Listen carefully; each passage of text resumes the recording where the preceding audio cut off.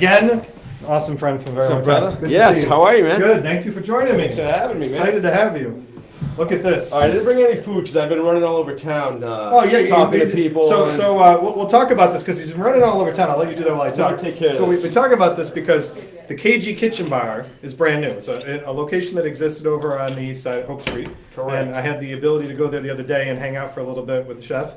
However, because it's so new and because of his celebrity status, he's had a very busy day from what I understand. I've been trying to follow him on social media. So you started the morning on the road show. With my friend Will Gilbert over there. Yes, we had a good time.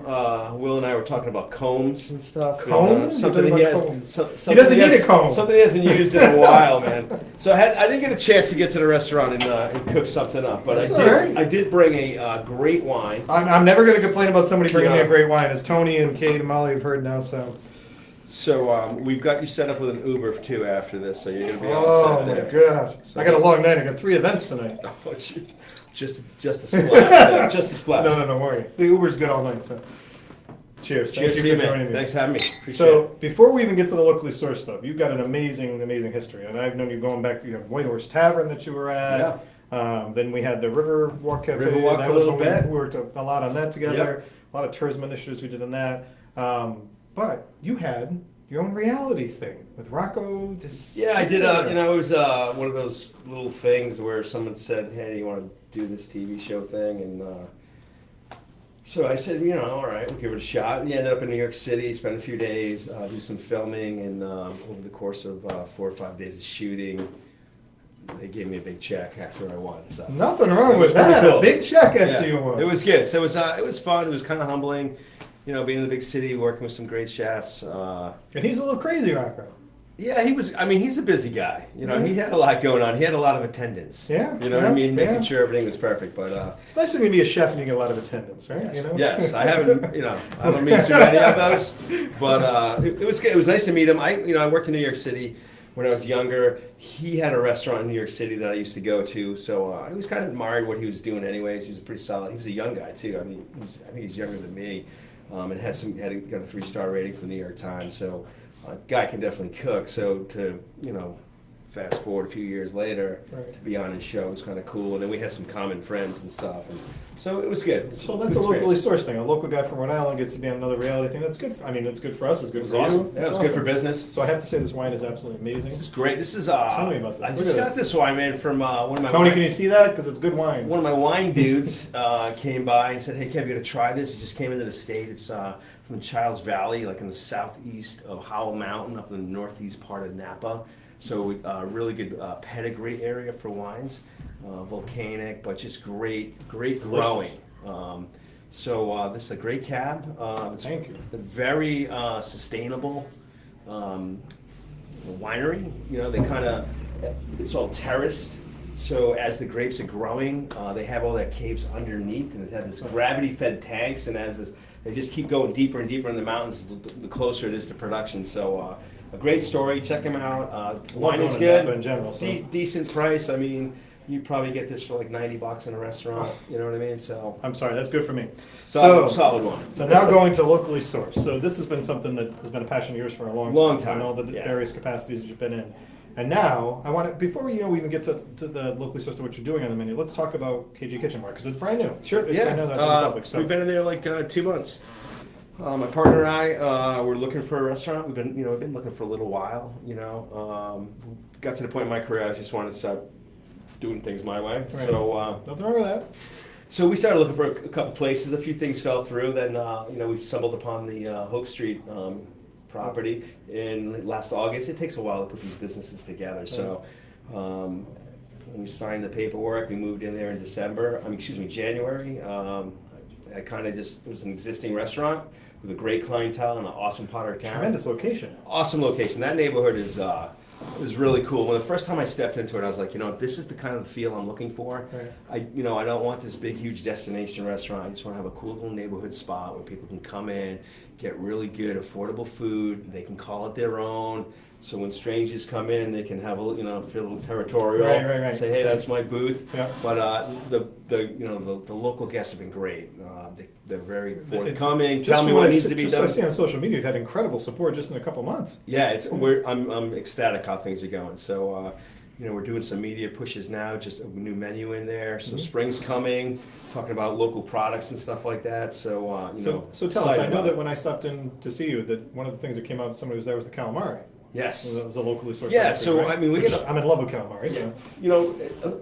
Small fact: the calamari that we harvest right out here off our waters, Block Island, this area, Rhode Island Sound, a little deeper, best calamari in the world. It's the best calamari in the world. The best. See, in the world. I mean, everybody knows Yeah. that. And a lot of it is harvested out here and then shipped to China and processed and then shipped back and sold to America. So you get like this frozen product, but we buy the fresh stuff before it gets on the big container ship and sent over to China to be processed and blocked up and packaged. We pay a lot more money to just get the fresh stuff sent to the restaurant, but the flavor, supporting the local guys, with our local restaurants, and it makes a difference, and it makes you feel good about saying, hey, this came off a boat right out of Point Judith. Exactly. Yeah. You know what I mean? There's, I don't know, 10 boats down there doing this nowadays. It used to be a big fleet, gets smaller and smaller every year. It's very difficult to be a sustainable fisherman. So Right. you gotta give these guys everything we possibly can. And calamari is our product. That's It's our state appetizer. That's right. That's true. It's our state appetizer now. So I had Chef Bowen and Chef Derek, Yes, obviously. two good buddies. So good friends. Very, of ours, but very great chefs. right, Awesome chefs. amazing guys, and that's one of the great things that's been in Rhode Island, is that we have this great camaraderie about all of us in the industry that have Definitely. gone through many life cycles, so to speak. Yep. But the three of you, and Dan, who I'm going to bring in next, you guys have made this a commitment. You've made this a commitment to do this locally sourced and support these people. It's important. And not just taking care of yourselves, but the ability to take care of the local businesses that are here and explaining to your guests Sure. and get your guests used to it. Dan's coming in next, and one of the things I found fascinating about him is he's actually got a garden over there, which is unbelievable that he puts in. Yep. So, from your perspective, what made you make this an importance for you? Is there one thing that when you started that you carried it through, or for my career, I've done, I have a broad experience. You know what I mean?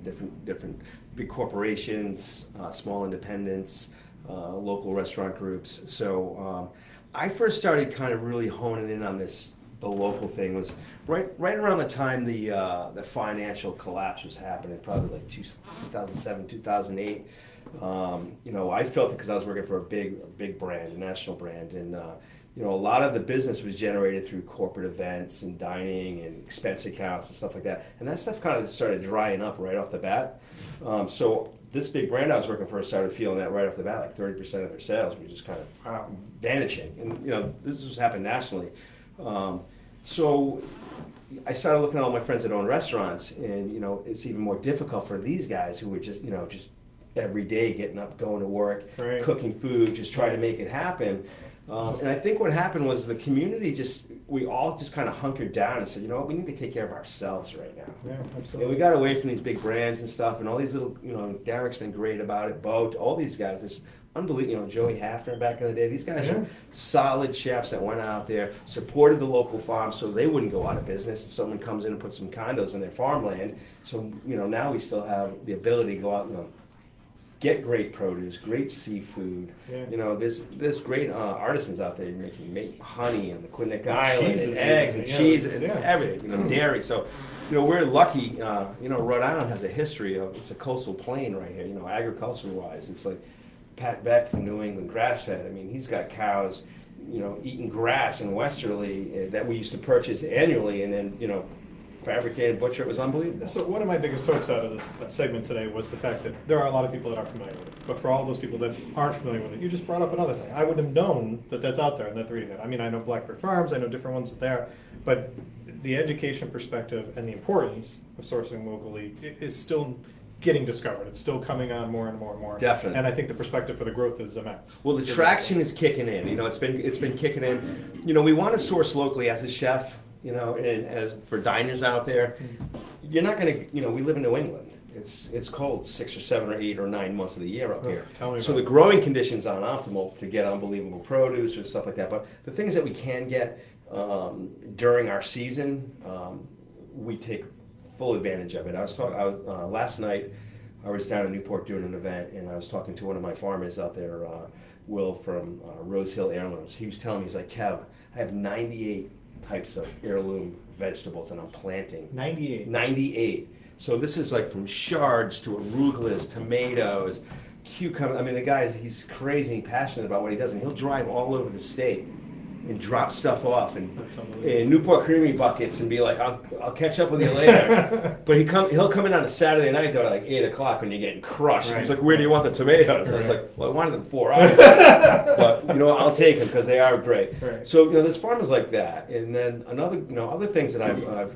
been exposed to over the years is I live in Jamestown. We have a great sense of community there. Yeah. Big agricultural background. We have some wonderful farms. But we have a great community farm there too. So, Bob Sutton started this community farm, I don't know, maybe 15 years ago, and he started just for the locals, just right? digging up Yeah. some couple acres and stuff, and Yeah. planting some stuff. And it's kind of got this grassroots, hook, and now they're producing tons and tons of food. It goes to the Rhode Island Food Bank. Feeds the homeless, Yeah. feeds people, and people volunteering and doing their whole thing. I used to go up there and take my kids and we'd pick up our pumpkins and then go pet the sheep. And now they've got chicken eggs, Right. and so we can sustain ourselves for sure. See, that's important to hear. It's important. So, in closing it out, I've tried to ask these kind of questions out there, but I know there isn't any massive new announcements because you got the new menus going and you're starting to Yes. get the restaurant into its groove going into the spring and Yeah. summer. But from your perspective, and you've been at this a long time, what's one of your favorite dishes that you make over there? Oh man.